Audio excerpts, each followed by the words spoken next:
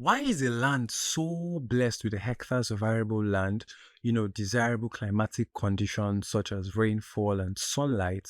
We also have soil, yes, soil suitable for farming. And more importantly, we have hardworking farmers. Why will such a nation still be hungry? Why do our markets overflow one season and the next season we go dry? Why? Why does food, which seems to be the simplest of human needs, become the hardest to secure? My name is Ajibola Oladiipo, and this is the Diary of a Patriot. It's such a privilege to have you back on another episode and edition. And today we will uncover an aspect of one of the most urgent issues that's confronting us as a people. The real story is that hunger is way more complex than to just, plant and farm. It's even much more about, I would say, it's very much more about dignity, about surviving, being able to make choices, and more importantly, the very future of our nation. We look at the political economy of food, and I can assure you that you will never look at the subject of food the very same way again after this episode. Let me tell you a very short story, but before then, sit back and have fun.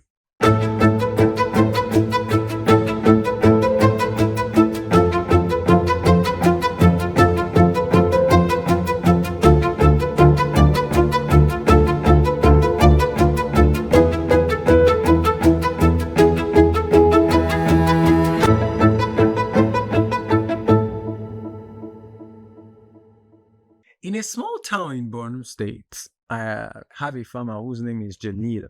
Jaleel grows tomatoes. His tomatoes are actually big, they're bright, they're fresh. And just like that, Jaleel himself is full of hope. But by the time he gets to the market, half of his produce are bad. He has to sell at a loss. Meanwhile, Damilola, who is in Lagos and wants to prepare jollof rice, she has a triplet. She has a set of triplets, and she needs to buy those very same tomatoes, and she gets to buy 3 times the price that Jaleel sold it. Two Nigerians, same food produce, opposite ends of injustice. You see, my friends, this is how systems decide who eats and who gets to starve. And in this case, it's not the soil that makes that decision because the soil actually did give its yield. A plate of jollof rice in some places would cost 3 times more than that very same plate in other location. Why is that the case? Since you're using the very same ingredients, you're talking about rice, oil, pepper. You see, the forces behind that plate, they are completely different. There's transportation costs, there's the quality of governance, there's local taxation and political power. In one meal, plate of jollof rice, you can see an expression of the political economy of food. But when I say political economy of food, I know that it may sound like something from a university textbook or something that belongs to those in social sciences. But here's what it really means. It's the study of how power and policy shapes prosperity. How politics and economics, how it interacts to shape outcomes in our society. If I would say this differently, is how decisions in offices far away from our farms in some cases determine what happens on farms that are closer to us. And if you are going to embed political economy into food systems, it will be the story of how laws, how regulations, official and non-official anyways, how budgets and bureaucracy can either fill up a child's plate or keep it empty. And like I mentioned earlier, when we talk about food security, anytime we talk about food security, we're not talking about famine. It's very much complex, much more complex than that. We're talking governance, we're talking having foresight, a shared interest, national security, and more importantly, fairness. Yes, being fair to everyone. Every grain of rice that you probably eat passes through a web of decisions. A farmer who decides to plant it, the trader who buys it, the truck driver that moves it, the policy implemented to tax it, and a market that sets its price for every grain of rice. So if just one part of that web is broken, if governance is weak, for instance, or roads are bad, power supply fails, or food becomes scarce, food will just become scarce or expensive just because of that. Economists will perhaps call these institutional variables, and in plain language, they are just a set of rules of the game that decide how the journey of our food, how all of that unfolds, how it plays out. So let me just try and simplify all of that. There are three main forces that shape whether food systems would either work or fail. Top on that list for me will be governance quality. Yes, are those in charge of our food systems, are they accountable and transparent? I'm talking about transparent institutions that manage agriculture, that manage trade and even subsidies. Yes, our handouts and subsidies. A stronger model of governance will ensure that resources that we channel into these pockets gets to the farmers directly and not just some middlemen or gatekeepers. And when leadership is honest, farmers will eat well. And if you are not honest about it, corruption feeds fat, and hunger will spread because the farmer is not motivated. Number two will be fiscal transfers. How the money moves from federal or state governments and to local government. If funds for farm inputs, for instance, or the school feeding program arrive late, if it's later than the planting season, there's no point because it didn't arrive in time. And when it's time to harvest, we have little to harvest or nothing. Number three, bureaucratic efficiency. It goes hand in hand with fiscal transfer. So if you delay approval or your signature and it takes weeks, the honest truth is that it adds extra cost. It adds waste and pain to those who are supposed to benefit from that initiative, while hunger is emboldened and national security is threatened. All that I've mentioned are invisible. Nobody can just literally see those things with their eyes, but they shape every visible hunger that you get to see on the street. Here's also another truth that I think I should bring in. Where you also live matters.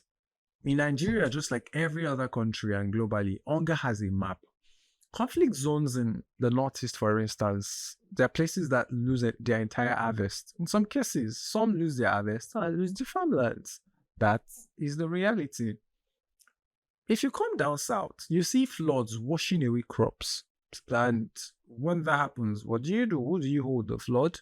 Cities like Ibadan and Lagos, they import food hundreds of kilometers away. So when fuel prices goes up, what do you expect? The market price of food will go. When natural disaster occurs, it will threaten supply. In May 2015 for 2025, for instance, essential commodities became very scarce down south. Why? Because Mokwa Bridge fell to severe flood in Niger State. It affected supply of food commodities. So, spatial analysis, or the map of hunger, it shows that food insecurity is not evenly spread. Some communities carry a heavier burden because of both where they are located and the neglect that everyone generally suffer. So yes, hunger can be political, but it's also geographical. Tragic. Let's talk about markets. It's the engine room of food distribution. Our markets are full of hardworking people, some of the most hardworking people. But what's the situation with them? They're trapped in systems that reward middlemen more than farmers. You'd see traders with storage facilities, they will control prices. Of course, they have the infrastructure. Market associations, they will dictate the entry points of retail prices. You cannot just say, you want to sell lower. It's not possible. That's reality. The elites control import licenses. And when global prices shift, like the war in Ukraine, that very same war made the price of bread in Ibadan rise, just before the next news headline. That is reality. It's not coincidence. And I'll perhaps call that institutionalized inequality. And if on our part we fail to look into how to mark up our need for wheat to ensure that it matches our consumption and gives room for reserve, then I would say that that inequality is self-inflicted. A just food system must ensure that farmers earn fairly. Also traders should be able to compete fairly and consumers buy affordably. I know that you and I are more concerned about buying affordably, but all of these work together. Nigeria's food system does not even stand alone. We are tied to global trade, foreign exchange, climate exchange, and all the change that you can think about. Because a drought in Asia, for instance, can raise the cost of rice in Plateau State tomorrow morning. A flood in Kogi can cause price inflation in Enugu. When the Naira weakens, what do you think happens to the market? It tightens up. And when the Naira gains, historically, as a people, you know how we do it. We struggle to let the price return to where it used to be. But then, despite all of this, and in spite and despite and of spite, this is why food security is not just like about agriculture. It is national security, it is foreign policy, it is finance, and environmental stewardship. All of that at once. That's food security. And behind every statistics that we see is a story. A child skipping breakfast in Kaduna, a farmer that lost his harvest in Benue, or a widow spending more than half of her income just to feed her family in Lagos. They're not just statistics, they're not just numbers. These are people. When we talk about food systems, they're not just numbers. They are people's lives, people's dreams, people's aspirations. People's dignity is actually at stake. And if governance fails here, it fails everywhere. If governance fails with food, it will fail everywhere. So how do we fix this? How can we fix this? This is a question we all should ask ourselves at this point. We need to first and foremost rebuild trust in our systems and also rebuild our system. And more importantly, ensure that as we are rebuilding those, infrastructure is also included. And here's what it would actually look like. Number one, anytime you have agricultural subsidies, digitize the disposal, the funding, so that money goes directly to farmers. Let us be able to trace this thing. Number two, decision making should be decentralized. Let local governments lead where they know best. They know their locality best. Hunger is very much local, just as politics is. Yes, so let the local governments take the lead. Number three, we should invest in storage, transport, and cold chains to drastically reduce post-harvest losses. I think that's another conversation we'll have some other day. But yes, investing in those is quite key. Number four, we must empower smallholder farmers with credit, insurance, and extension services. They need it. Five, we must ensure that our data is open so that citizens can track every naira meant for food.